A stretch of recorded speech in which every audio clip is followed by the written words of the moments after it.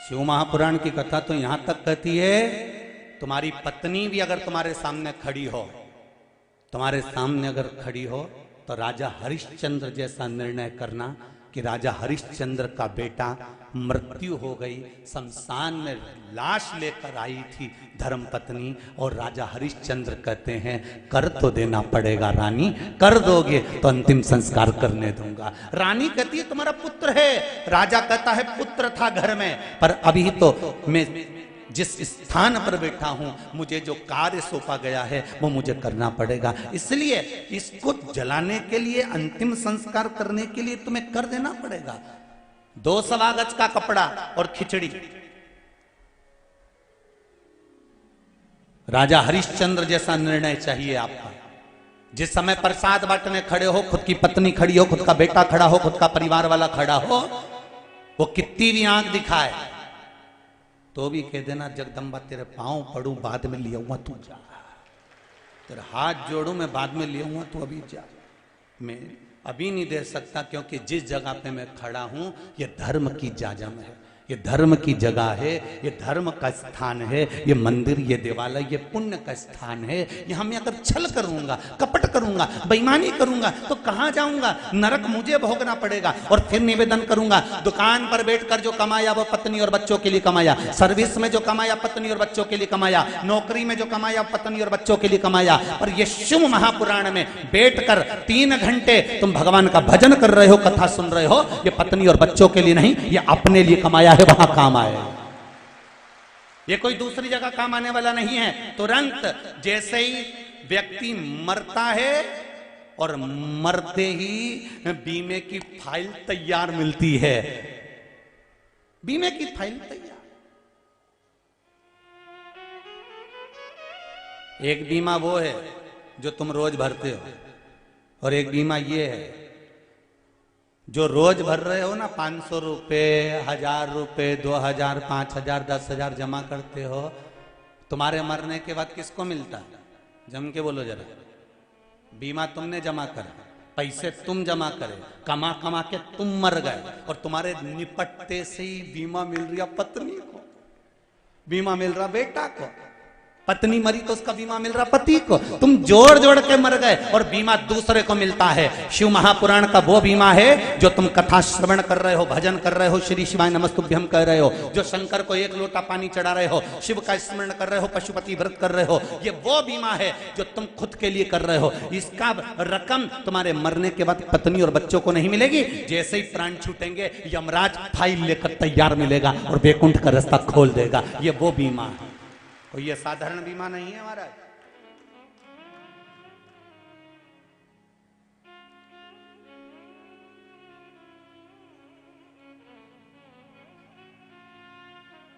अंतिम समय में भी वो साथ देगा, वो कोई दूसरा नहीं हो सकता।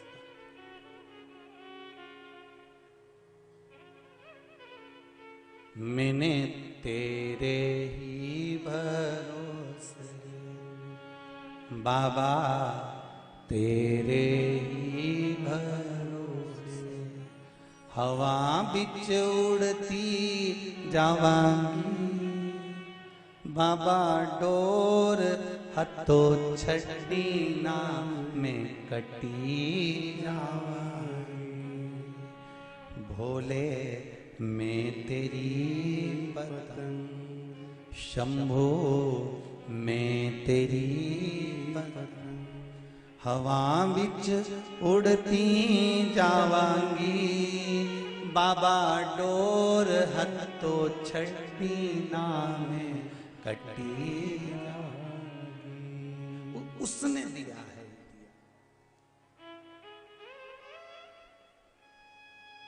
एक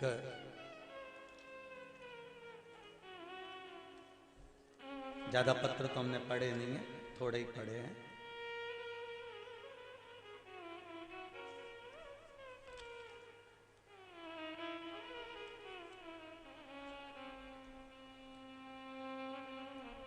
गौरव दीपक नाम है, गौरव दीपक, पता है इंदौर, कुलकर्णी भट्टा। कहीं बैठे हैं गौरव दीपक जी? कहीं बैठे हो तो हाथ उठाइएगा।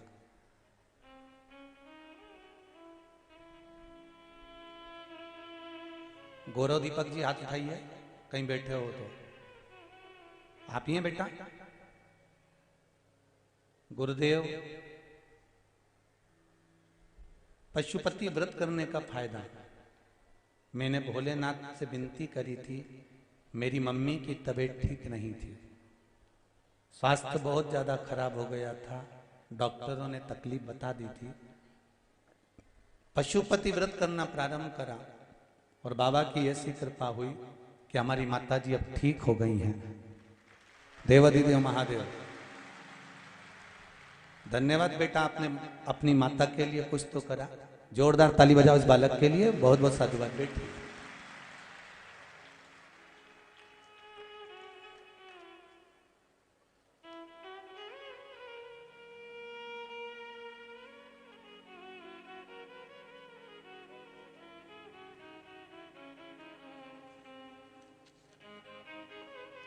Gayatri Birla, Pitampur Indus Town colony से आई हैं। कहीं बैठी हो तो हाथ हिलाइए, हाथ उठाइएगा। Gayatri ji Birla, Pitampur Indus Town colony. कहीं बैठी हैं? बैठी हो तो हाथ उठाइएगा जरा और हाथ हिला दीजिएगा। श्री शिवाय उधर हैं क्या? हाथ हिलाओ एक बार इस तरह से। दिख गए, दिख गए। श्री शिवाय नमस्तुभ्यम। ये दूसरे नंबर के बेल्ट में है बेटा, शिव पुरुषों के बाद में आखिरी का बेल्ट। 3 ब्लॉक पूरे होने के बाद चौथे ब्लॉक पर पत्र में लिखा है, गुरुदेव, पशुपतिनाथ व्रत का करने से लाभ क्या हुआ है उसका मैं वर्णन करना चाहती हूं। मेरे गर्दन की 2 नस जो 20 साल से चिपकी हुई थी, बाबा देवाधिदेव महादेव की कृपा से शिव शंकर ने ऐसी करुणा कर दी कि मेरी दोनों नस ठीक हो गई हैं और बाबा ने मेरी गर्दन ठीक कर दी है। एक वर्णन और करना चाहती हूं गुरुदेव, मेरी बीपी की गोली बंद करा दी मेरे देवाधिदेव महादेव ने, और घुटनों का जो दर्द था वो अब बिल्कुल बंद हो गया है। मेरे हाथों में इतनी बीमारी थी गुरुदेव, मेरे हाथों में जगह जगह पर गठान हो गई थी। डॉक्टर ने ऑपरेशन का बोल दिया था, पर बाबा ने ऐसी कृपा करी कि गुरुदेव शिव महापुराण के उपाय करें और बिना ऑपरेशन के सारी गठाने गल चुकी हैं। अब मैं पूर्ण तरह से ठीक हो चुकी हूं। ये पत्र बहन लिख रही। कई लोगों का मन था कि गुरुजी आस्था चैनल पे भी आप जो पत्र पढ़ते हो वो दिखे, इसलिए आस्था चैनल वालों के लिए एक जोरदार ताली बजाओ कि पूरे पत्र वो आस्था पर पढ़ा रहे हैं। आज जितने भी पत्र यहाँ आते हैं वो आस्था चैनल पर भी पढ़ाए जाते हैं, जिससे बाहर बैठे हुए भक्त भी इस पत्र को पढ़ सकें कि कहीं सीवर वाला महाराज कहीं बना बना के तो नहीं बोली दिया है। तो ये पत्र है, आपका विश्वास। बैठो बहन, बैठ जाओ। श्री शिवाय नमस्ते बहन, बैठ। आप शिव को अगर रिझा रहे हो, आप शंकर को अगर एक लोटा पानी भी चढ़ा रहे हो, आप शंकर का गुणगान भी कर रहे हो, खाली नहीं जाना है। फिर सुन लो, जितने लोग जहां जहां से आए हो, 3 घंटा आपने जो देवाधिदेव महादेव को यहां दिया है ना, जिंदगी भर जो तुमने कराया, जो भी कुछ तुमने अपनी उम्र निकाली है, कोई 40 साल का हो गया, कोई 50 साल का हो गया, कोई 60 साल का हो गया, कोई 20 साल का हो गया, कोई 30 साल का हो गया, जितनी उम्र तुमने निकाल दी, उस सारी उम्र में तुम 2 साल से 3 साल से 4 साल से जो शंकर की शिव पुराण को सुनकर शंकर के पूजन में लगे हो, तुम्हारी सही उम्र तो अब चालू हुई है कि तुमने उम्र का सदुपयोग करा। अपनी उम्र का सदुपयोग करना अब प्रारंभ करा।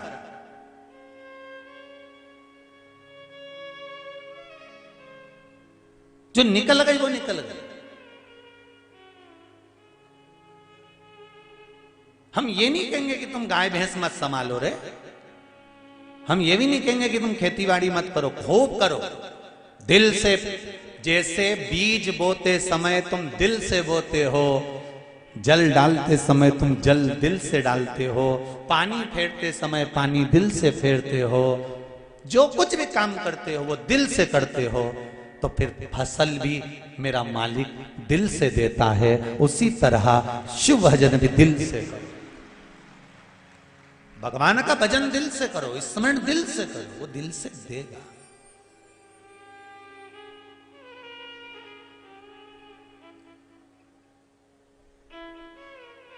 शंभो शरणे पड़ी मांगू घड़ी रे घड़ी, दुख काटो दया करी ने दर्शन आपो।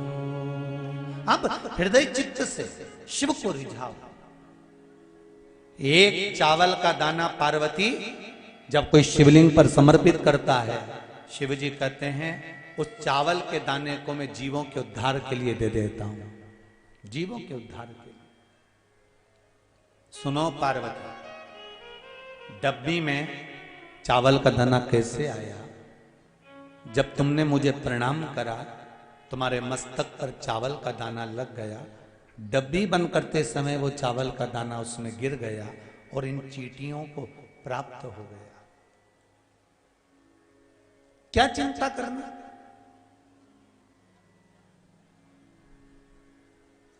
एक लाइन आती है बड़ी सुंदर, अजगर करे ना चाकरी, पंछी करे ना काज, और दास मलू का कह गए सबके दाता। जम के तो बोलो राम। ये कहावत लोग कहते रहते हैं, ये कविते लोग कहते रहते हैं, उसका कारण क्या है? जिसको दास मलूक कहा गया वो केवल दास नहीं था, वो उसका नाम मलूक था।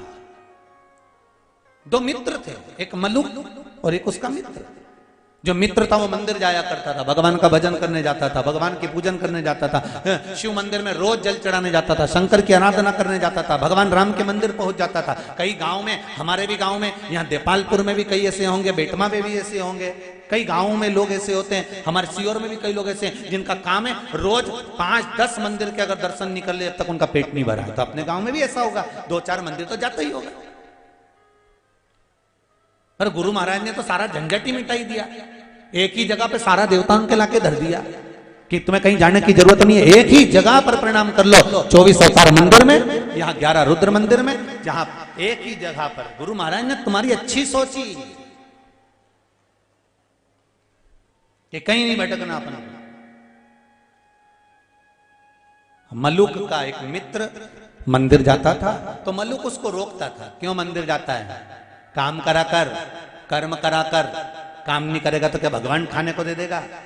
ऐसे ज्ञान देने वाले ढेर सारे पड़े हैं साहब, ढेर सारे। रोज मिलेंगे तुमको। क्या होता है पशुपति व्रत करने से? क्यों सीहोर वाला महाराज के चक्कर में पड़ी हो? वो तो पगला है, उमें तो अक्ल ही नहीं है, ओके कई कथा वाचना है।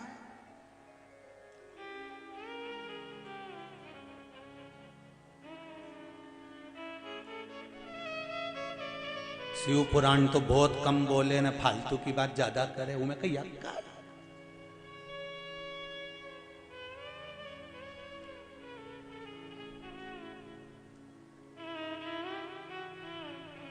वह फालतू की बात के चक्कर में गीता प्रेस गोरखपुर से सारी पुराणों तो जाए कि नहीं जाए, पर शिव पुराण इतनी बिक रही है, इतनी बिक रही है कि गीता प्रेस गोरखपुर वाले भी कह रहे हैं कि क्या शिव पुराण जा रही है फालतू की बात के चक्कर में। एक बार बीच में बोल दिया था कि काली मिर्ची शंकर जी को चढ़ा, वो काली मिर्ची के चक्कर में इतनी गीता प्रेस गोरखपुर की शिव पुराण उठी, इतनी उठी कि लोगों ने पढ़ पढ़ के उसमें लगे रहे कि काली मिर्ची लिखी का, काली मिर्ची लिखी का, काली मिर्ची लिखी का, ढूंढते रहे। अरे जो बोल रहे हैं वो ढूंढो तो, इसी शिव पुराण में मिलेगी। और ये कोई शिव पुराण दूसरी नहीं है, ये गीता प्रेस गोरखपुर की यही शिव पुराण जो बाँच रहे हैं वो आपके पास होना चाहिए। उसका अध्ययन करो, निकालो तुम भी बैठ।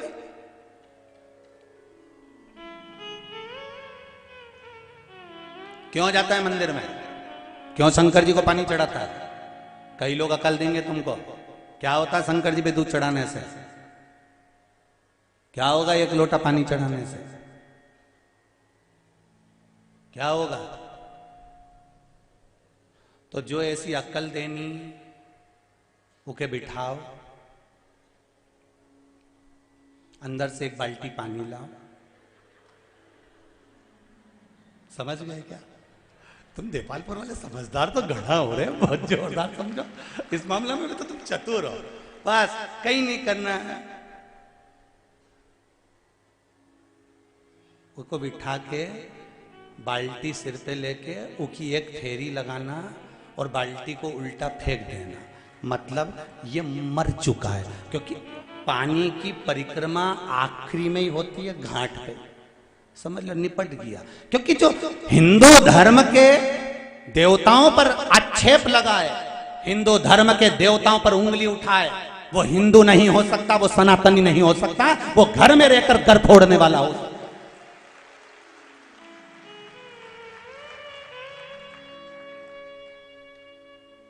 एक फिल्म बनी है द कश्मीर फाइल, पूरी फिल्म को अच्छे से देख लेना। दूसरों से नुकसान नहीं हुआ, ये फिल्म बता रही है कश्मीर की कि हमारे अपनों ने ही हमें डुबो दिया। ये कश्मीर फिल्म बता रही है। दूसरों की सामर्थ्यता नहीं हो सकती तुम पर उंगली उठाने की। कोई हमारा ही अपना घर फोड़ने वाला होगा जो मिल जाता है और पूरे घर में आग लगवा देता है। ऐसे बहुत मिलेंगे। शंकर जी पे दूध चढ़ाने से क्या होता है? शंकर जी पे पानी चढ़ाने से क्या होता है? काली मिर्ची क्यों चढ़ाना चाहिए? अपने को टांग खींचने के लिए आएंगे। इन्हीं को पहचानना, इन भेरुओं को, इन्हीं भेरुओं को पहचानना और फिर इन पे जोरदार सिंदूर मंगवा के चोला चढ़ाना है। दूसरी जगह नहीं, इनको पहचान। अरे हिंदू है तो हिंदुओं की शान मत जाने दे, राम लल्ला पे तू आंच मत। क्यों बिगड़े भाई? सनातनी धर्म में रह रहे हो, सनातन धर्म का पानी पी रहे हो, क्यों भटकना? क्यों भटकते? क्या होगा पानी चढ़ाने से? वो तो मलुक कर रहे हैं। मलुक दास बाद में बने, पहले अपने मित्र से कहते हैं शंकर जी के मंदिर क्यों जाता है, राम मंदिर क्यों जाता है, शिव मंदिर क्यों जाता है, भगवान के मंदिर क्यों जाता है। इतने में मित्र ने कहा मैं तो मंदिर जाऊंगा। अरे काम करो, मंदिर जाने से कुछ नहीं होगा, पानी चढ़ाने से कुछ नहीं होगा। तो मलुक कह रहे थे और मित्र कहता है मैं काम भी करता हूं। मैं ये नहीं कहता कि मैं काम नहीं करता, कर्म प्रधान है। काम करो, दिल से करो, पढ़ाई करो, दिल से करो, सत्कर्म करो, दिल से करो, पर उस पर विश्वास कर कर करना। मलुक ने कहा काम नहीं करेगा तो क्या तेरा भगवान खाने को दे देगा? मित्र ने कह दिया दे देगा। मलुक ने कहा मैं जंगल में जाके बैठ जाऊं तो तेरा भगवान दे देगा खाने के लिए? बिल्कुल दे देगा, जा बैठ। अब ऐसा अड़ी का कहीं का मिल जाए नहीं तो बैठ जा, बैठ। और गया मलुक। और अगर भगवान नहीं मिला तो क्या नहीं मिला तो मैं मंदिर जाना छोड़ दूंगा, और मिल गया तो मैं मंदिर जाना चालू कर दूंगा। जा। रोटी खिलाएगा भगवान? बिल्कुल खिलाएगा। कुछ नहीं करना पड़ेगा, बिल्कुल मत कर, तू तो बैठ। मलुक गया जंगल में, एक पेड़ के नीचे बैठ गया। उसको लगा कि पेड़ के नीचे तो कोई आके भिखारी को दान दे जाएगा तो खाना पड़ेगा। एक काम करता हूँ, पेड़ के ऊपर चढ़ के बैठ जाता हूँ। मलुक पेड़ के ऊपर चढ़ गया और मलुक पेड़ के ऊपर चढ़ के बैठा। इतने में एक किसान 4 रोटी, थोड़ा सा अचार, कांदा बांध के लाया था। रोटी उसने सोचा गाय को यहीं चराना है, रोटी कोई जानवर खा जाएगा, इसलिए उसने पेड़ पे टांग दी। मलुक ने मन में सोचा गजब का भोलेनाथ है इसका, तो रोटी पेड़ पे दे दी, गजब। परंतु इसने मन में सोचा मेरा दोस्त कह रहा था कि तू तो कुछ काम ही मत कर, वो तो रोटी खिला के जाएगा, तो मैं काय को हाथ से उठाऊं और क्यों निकाल के खाऊं, मैं भी तो देखूं भगवान कैसे आके खिलाता। इतने में 4-5 डाकू घोड़े पे तड़क तड़क आ गए और डाकुओं ने सोचा हरा भरा पेड़ है, इसके नीचे विश्राम करते हैं। विश्राम करा, एक डाकू लेटा लेटा तो उसको रोटी दिखी। उसने कहा सरदार भगवान ने रोटी दी, जगदम्बा जी ने, माता जी ने रोटी दे दी, कालका महारानी ने, उतारो उतारो भूख लग रही। इसने रोटी उतारी। दूसरा बोला एक भी रोटी मत खाना, ऊपर पुलिस वाला बैठा है, ऊपर पुलिस वाला बैठा है, रोटी में जरूर नींद की गोली मिलाई होगी, रोटी में नींद की गोली मिलाई होगी, अपन खाएंगे सो जाएंगे, ये पकड़ के ले जाएगा। सरदार क्या करें? सरदार ने कहा अकेला उतारो नीचे इसको, और उसको नीचे उतारा। सरदार क्या करे? सरदार ने कहा बांध दो पेड़ से, उसको पेड़ से बांध दिया। सरदार क्या करें? सरदार बोले ये अपने को पागल समझता है कि नींद की गोली की रोटी हमें खिलाएगा? एक काम करो, ई की रोटी ई के ही खिलाओ। अब वो तो के नहीं खमवा, सरदार नहीं खा रहा, सरदार के मार मार के खिलाओ, ने दो इधर से दो चार, ने दो इधर से दो चार, ने मुंडा में रोटी फंसाई दे, फिर मारे ने मुंडा में फिर रोटी ठूस दे, फिर मारे ने फिर ठूस है। और जितनी रोटी थी ना कांदा के साथ ना अचार के साथ ढोस ढोस के खिलाई। सरदार ने कहा इसको छोड़ दो, चलो। ये चले गए। ये शाम के घर गया, गांव के अंदर तो पूरा नीला पीला हो रहा था। इसका मित्र मंदिर से आ रहा था। उसने पूछा क्यों रे, मेरा भोलेनाथ मिला था क्या? कि तेरा भोलेनाथ नहीं खाओ तो मारता भी था। गजब का गजब। वो मलुक मलुक नहीं रहा, मलुक दास हो गए, जिन्होंने लाइन लिख दी अजगर करे ना चाकरी, पंछी करे ना काज, दास मलुका कह गए सबके दाता राम। नहीं करोगे तो भी खिलाएगा। ये शिव है, ये राम है, ये कृष्ण है, ये मेरा परमात्मा है। जन्म उसने दिया है, मृत्यु वो देगा। पेट उसने दिया है, भर वो देगा। तुम काय का टेंशन लेके बैठे हो? काय की चिंता तुमको बेमतलब?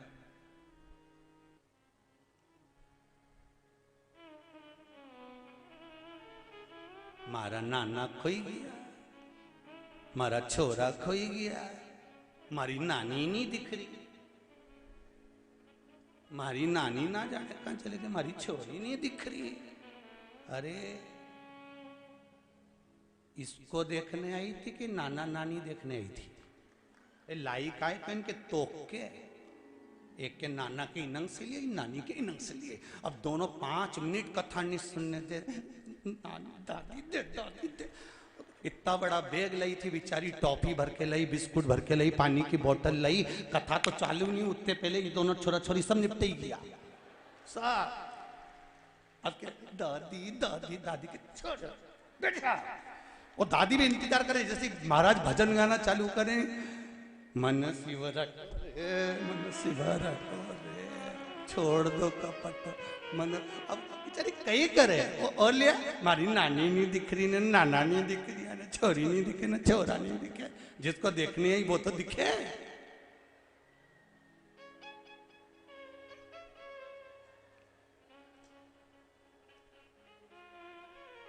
शिव आराधना करें।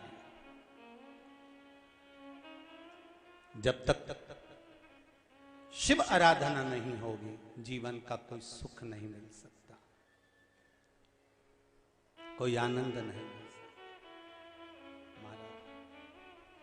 तेरे डमरू की धुन सुन के मैं काशी नगरी आई हूँ। तेरे डमरू की धुन सुन के मैं काशी नगरी आई हूँ।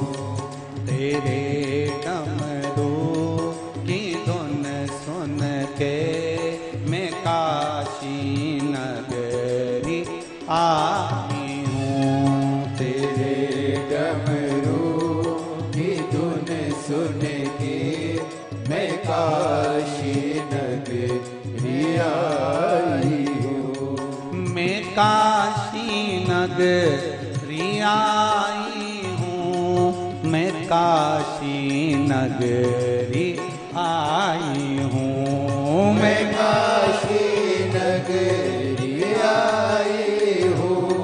मैं काशी नगरी आई हूँ। मैं काशी नगरी आई हूँ मैं काशी नगरी आई हूँ मैं काशी नगरी आई हूँ मैं काशी नगरी आई हूँ मेरे भोले ओ बम भोले मैं काशी नगरी आई हूँ मेरे भोले ओ बम भोले मैं काशी नगरी आई हूँ जो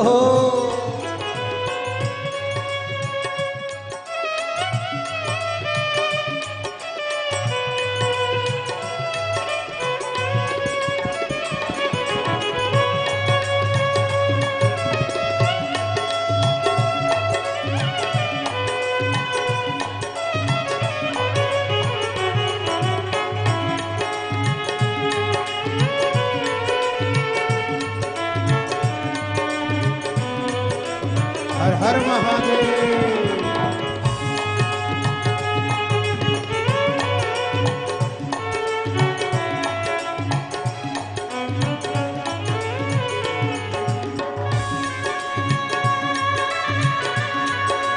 भोले हर हर भोले शंकर भगवान की जय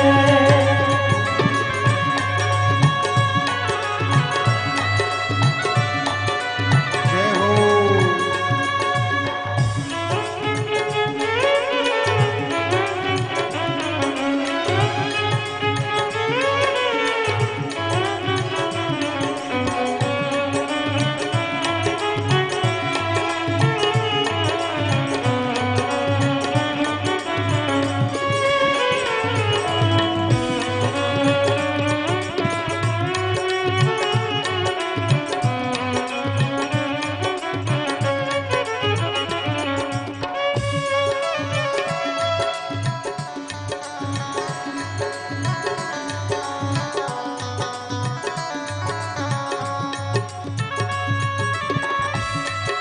जय हो हर हर भोले ना है हम ने ओ भोले तेरी काशी में गंगा है सुना है हमने ओ भोले तेरी काशी में गंगा है सुना है हमने ओ भोले तेरी काशी में गंगा है सुना है हमने ओ भोले तेरी काशी में गंगा है उसी गंगा को नहाने को मैं काशी नगरी आई हूँ उसी गंगा को नहाने को मैं काशी नगरी आई हूँ मेरे भोले भोले मैं काशी नगरी आई हूँ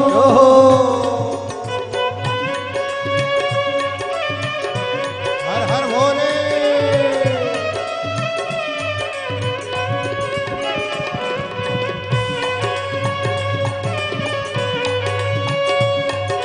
जय हो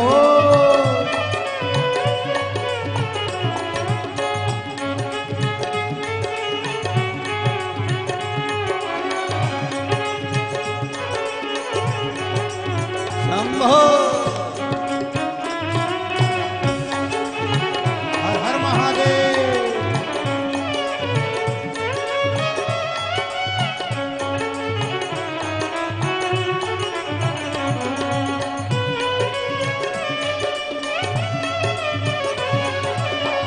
हे शंभो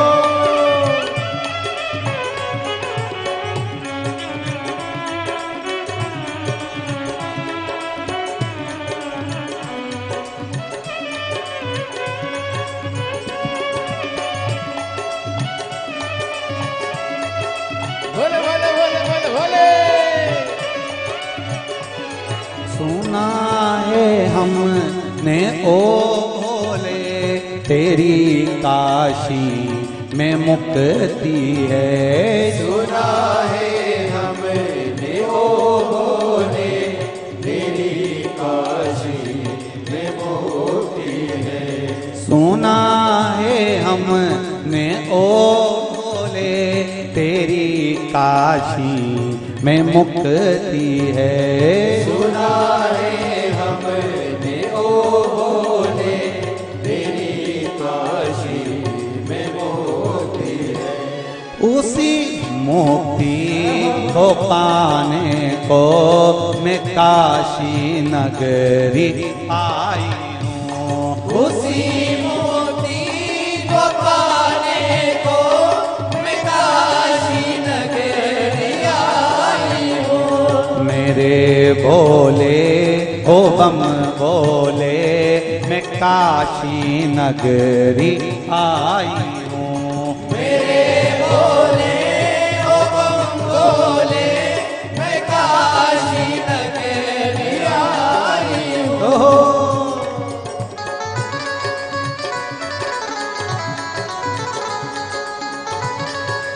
जय हो।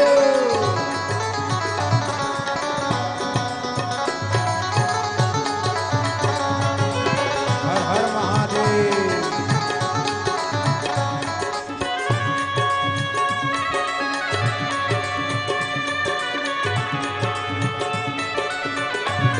शुद्ध भगवान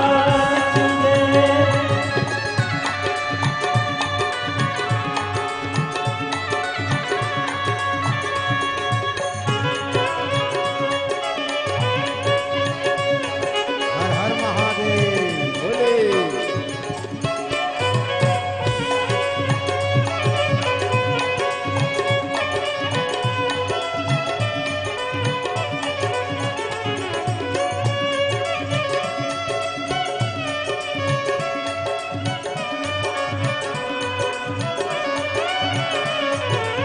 शंभो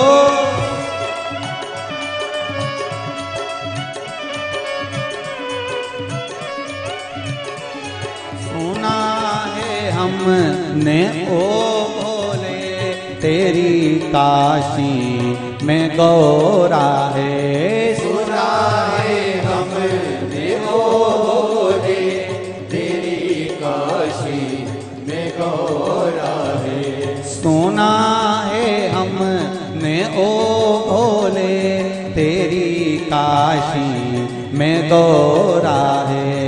सुना है हमने ओ भोले, तेरी काशी में गौरा है।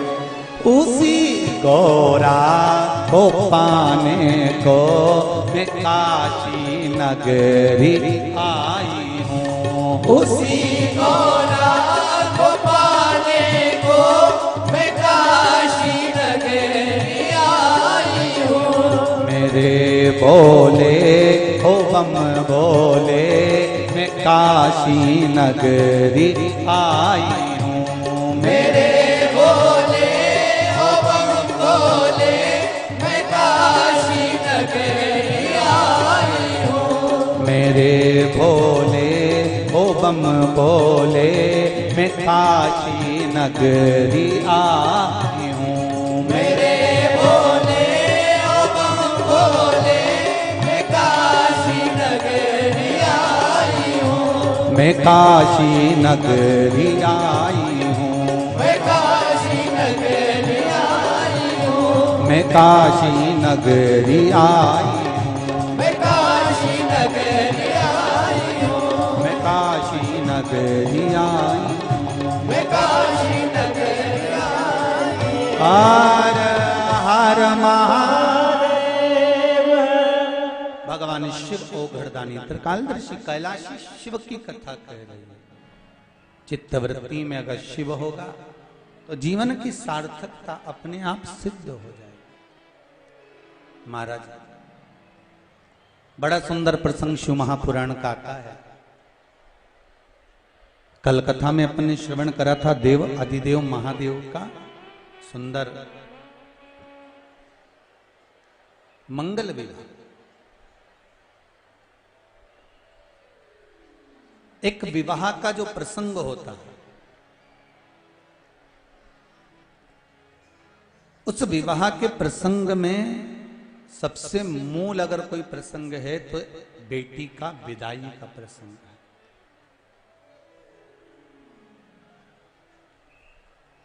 बेटा मां को प्रिय होता है। थोड़ी आवाज बढ़ा दो। बेटा मां को प्रिय होता है और बेटी बाप को प्रिय होती है। कई लोग कहते हैं गुरुजी बेटी की विदाई में सबसे ज्यादा मां रोती है, पर शिव महापुराण की कथा कहती है कि बेटी की विदाई में सबसे ज्यादा पिता रोता है। कौन रोता है? पिता।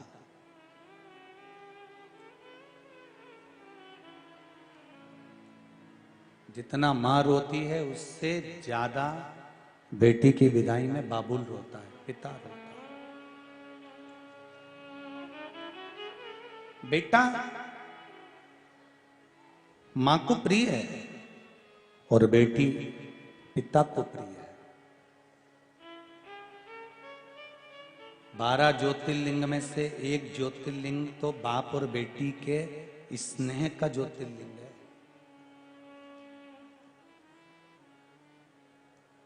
कौन सा ज्योतिर्लिंग है जो बाप और बेटी के अटूट प्रेम को दर्शाता है? 12 ज्योतिर्लिंग में से एक ज्योतिर्लिंग बाप और बेटी के अटूट प्रेम को दर्शाता है और वो ज्योतिर्लिंग है सोमनाथ। कौन सा ज्योतिर्लिंग है? सोमनाथ। सोमनाथ जी का जो ज्योतिर्लिंग का वर्णन किया है, चंद्रमा पर काया का रोग हो गया था। एक बाप ने, एक पिता ने अपनी बेटी को बहुत समझाया था। एक पिता ने अपनी बेटी को भी समझाया और एक पिता ने अपने दामाद को भी समझाया। शायद ये नहीं चल रहा, बंद हुए ये। एक पिता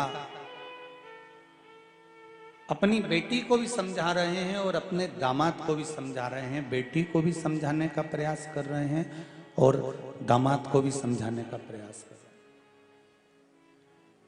दोनों को।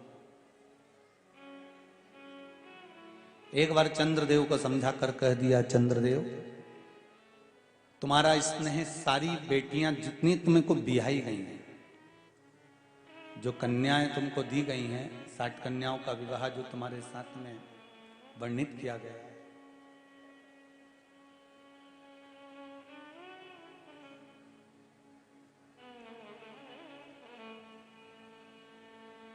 साठ बेटियों का जो जन्म दक्ष प्रजापति के यहाँ हुआ था, उसमें से कुछ बेटियां जो चंद्रदेव को दी गई थी।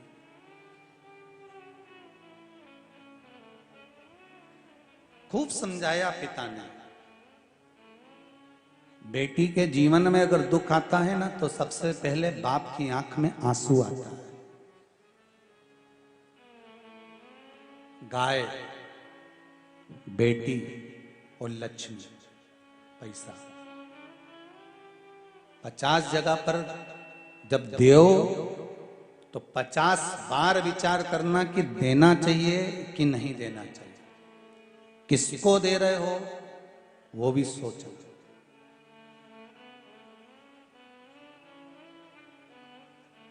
गाय देने से पहले ब्राह्मण को देखो कि ब्राह्मण के घर में जगह है गाय को बांधने की। तुमने तो दे दी गौ माता को, वो लेकर गए, जब तक दूध दिया, जब तक बांध कर रखी, फिर उसने दूध देना बंद करा, गाय को दूसरी जगह दे दी, क्योंकि बांधने की भी जगह नहीं थी और खिलाने की भी जगह नहीं थी। दूसरी से तीसरी जगह चली गई, तीसरी से चौथी जगह चली गई, जाते जाते जाते जाते जाते जाते वो कसाई के हाथ में पहुंच गई। जब गाय कसाई ने काटा गाय बद्दुआ किसको दे रही थी? जिसने दान दी थी। ब्राह्मण को बद्दुआ नहीं लगी है जो लेकर गया। तूने संकल्प लिया था। दान करी हुई गाय की आंख में आंसू आता है तो संकल्प देने वाले को रोना पड़ता है। जिस बेटी का तुमने कन्यादान करा है, संकल्प तुमने लिया है, अगर बेटी की आंख में आंसू आता है तो बाप को रोना पड़ता है, कोई दूसरा नहीं रोता।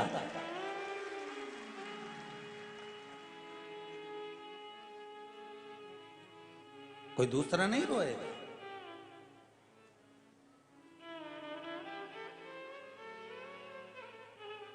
गाय देने से पहले 50 बार विचार करो, जिस ब्राह्मण को दे रहे हैं उसके यहाँ जगह है, इसको रख सकता है, सेवा करेगा। बेटी देने से पहले 50 बार विचार करो, जिस दामाद के साथ में, जिस लड़के के साथ में बेटी का विवाह कर रहे हो, ये सम्मान करेगा, आदर करेगा, सत्कार करेगा, अच्छे से रखेगा, तो बेटी बिहाई है। लक्ष्मी देने से पहले विचार करो, जिसके कटोरे में तुम पैसा दे रहे हो, जिस भिखारी के कटोरे में तुम रुपया डाल रहे हो, कहीं ये ले जाकर मदिरा पाने में, मांसाहार में, वैश्यवृत्ति में, कहीं जुए में तो नहीं लगा देगा।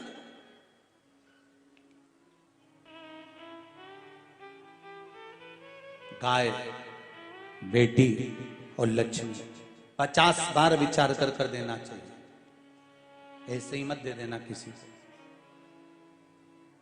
किसी भिखारी के कटोरे में अगर पैसा डालो तो पहले विचार कर डालो, क्या ये इसका उपयोग सही जगह कर रहा है।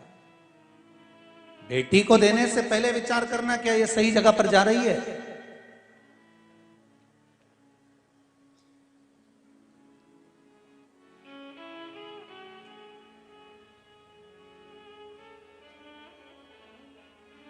मां बेटी को बाहर पढ़ने भेजने के मन में नहीं रहती कभी भी। कौन? जम के बोलो जरा।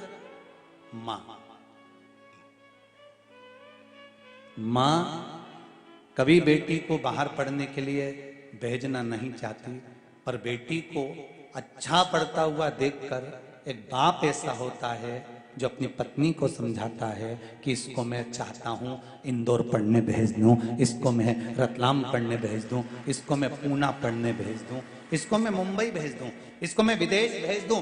केवल एक पिता होता है जो बेटी को पढ़ने के लिए दूसरे नगर में, दूसरे गांव में, दूसरे शहर में भेजता है। सारे घर के लोग एक पिता को समझाते हैं, क्या कर रहे हो,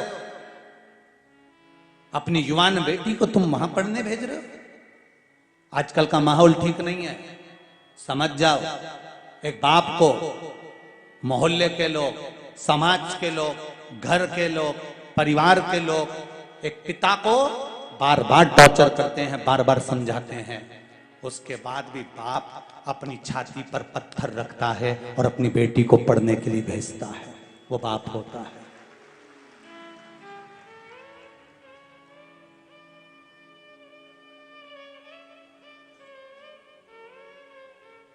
दुकान बंद करेगा, खेत पे से आएगा, छोड़ने जाएगा स्कूल, लेने जाएगा स्कूल। जब बेटी पढ़ते पढ़ते पढ़ते पढ़ते कॉलेज में पहुंच जाती है, उसने तुम्हारे पहनावे पर भी कुछ नहीं बोला। तो उन्हें कहा, पापा स्कूल जाऊंगी, कॉलेज जाऊंगी, तो क्या मैं जीन्स पहन सकती हूँ, क्या मैं टी शर्ट पहन सकती हूँ? बाप ने कहा, मेरी बेटी पर मुझे नाज है, पहने। बाप ने मना भी नहीं करा। पिता बेटी के लिए खुली किताब बंद कर रहा, खुली किताब। मायका किससे है? मायका मां से नहीं, मायका बाप से होता है। मेरा बाप है तो मेरा मायका है। बेटी को थोड़ा सा दुख होता है तो चिल्ला कर कह देती है, मैं मेरे पिताजी के यहाँ जा रही हूं। ये नहीं कहती मैं मेरी मां के यहाँ जा रही हूं, मेरे पिताजी के यहाँ जा रही हूं। बेटी को थोड़ा सा दुख आता है तो कह देती मेरा बाप है बियाल, भूखा नहीं मरने देगा मुझको, ये बेटी को नाज होता है। बाप उसको पढ़ाता है, अच्छे से अच्छे स्कूल में, अच्छे से अच्छे कॉलेज में, बड़े बड़े शहर में भेजता है, खूब पढ़ाता है। एक बाप की जितनी कैपेसिटी नहीं होती, एक बाप की जितनी पोजीशन नहीं होती, उससे ज्यादा पिता अपनी बेटी के एजुकेशन पर, उसकी पढ़ाई पर खर्च करता है और उसको पढ़ा लिखा कर आगे बढ़ाता है।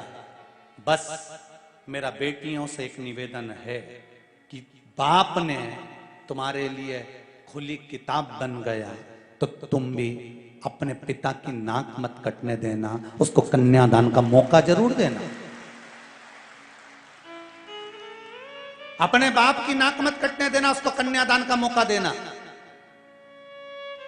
उसने तुमको पहनने से मना नहीं करा, उसने तुमको पढ़ाने से मना नहीं करा, उसने तुमको विद्याध्ययन से मना नहीं करा। ये नहीं कि तुम कॉलेज में चली गई, स्कूल में चली गई और मालूम पड़े कोई मित्र दोस्त ऐसे मिल गए जिनको पिता से छुपाती रही। जिस बाप ने तुम्हारे लिए पूरी किताब खोल दी है, जिस बाप ने अपनी पूंजी लगा दी है, जो बाप गर्व से कहता है कि मेरी औलाद मेरे से छल नहीं कर सकती, मेरी औलाद मेरे से विपरीत नहीं जा सकती, मेरी बेटी मेरे कहने पर चलती है। एक बाप अपनी नाक लगाकर बोलता है कि मेरी बेटी मेरी शान है, तो बेटी भी कोई कह देना चाहिए मेरा बाप मेरी शान है, मेरा बाप मेरी शान है। मेरा पिता कहेगा विवाह वहां करूंगी। कोई कैसे भड़का दे वाला तुमको, कोई कैसे तुम्हारे मार्ग को छिन्नित कर दे वाला।